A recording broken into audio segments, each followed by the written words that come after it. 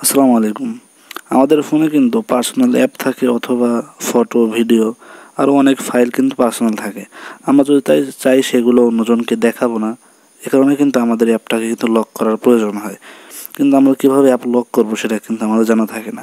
তো আজকে দেখাবো যে কীভাবে আপনি আপনার অ্যাপটাকে লক করবেন যাতে কেউ দেখতে না পারে। তো একটা অ্যাপ ডাউনলোড করতে হবে, চলে যাবেন প্লে স্টোরে যাওয়ার পরে উপরে সার্চ করে দেবেন অ্যাপ লক লিখে সার্চ করলে আর দ্বিতীয় নম্বর যে অ্যাপটা চলে আসবে, এই অ্যাপটাকে আপনারা ইনস্টল করে নেবেন। আমার ইনস্টল করা আছে তাই ওপেনে একটা ক্লিক দিয়ে দিচ্ছি।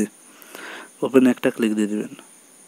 ওপেনে ক্লিক দিলে কিন্তু এমন একটা ইন্টারফেস আসবে, তারপরে এখানে একটা পাসওয়ার্ড দিতে হবে, একটা লক দিতে হবে, যে লকটা কিন্তু বরাবরই লাগবে।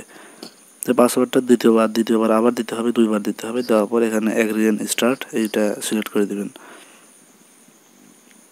এগ্রি এন্ড স্টার্টে ক্লিক দেওয়ার পর এটা অ্যালাউ করে দিতে পারেন অথবা ডাউন অ্যালাউ করে দিতে পারেন, তাতে কোনো সমস্যা নেই। এখানে দেখতে পাচ্ছেন অনেক রকম অ্যাপস রয়েছে, সবগুলো অ্যাপস কিন্তু আপনার ফোনের অ্যাপস। আপনি যদি অ্যাপসগুলোকে লক করতে চান তাহলে দেখতে পাচ্ছেন যে কর্নারে তালার মতো একটি অপশন রয়েছে, তালার মতো অপশন, এটার উপরে ক্লিক দিবেন। তারপর প্রথমে দেখতে পাচ্ছেন পারমিট নামে অপশন, পারমিটে ক্লিক দিবেন। দেওয়ার পর দেখতে পাচ্ছেন অ্যাপ লক নামে একটা দ্বিতীয় নম্বরে রয়েছে, এই অ্যাপ লকের উপর ক্লিক দিবেন। দেওয়ার পরে কর্নারে একটা বাটন রয়েছে, এই বাটনটা চালু করে দিবেন, তাহলে কিন্তু দেখতে পাবেন সাকসেসফুল হয়ে যাবে। দ্বিতীয় নম্বরে আবার একটা পারমিট রয়েছে, পারমিটে ক্লিক দিবেন, অ্যাপ লকে যাবেন। যাওয়ার পরে আবার সেই বাটনটা চালু করে দিবেন, দিলে কিন্তু দেখতে পাবেন হয়ে যাবে।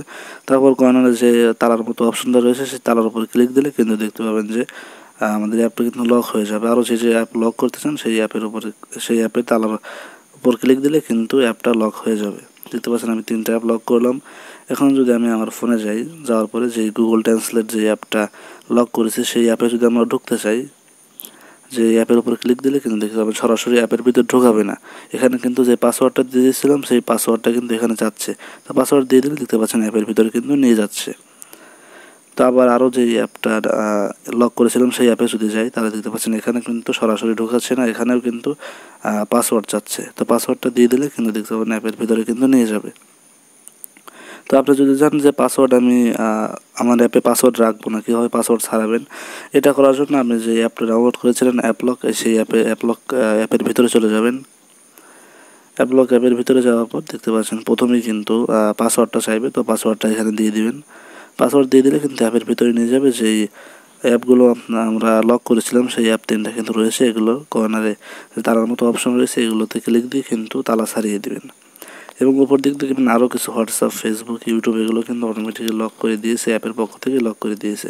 এগুলো যেহেতু একটু বেশি পার্সোনাল, এগুলো এই কারণে অ্যাপের পক্ষ থেকে লক করে দিয়েছে।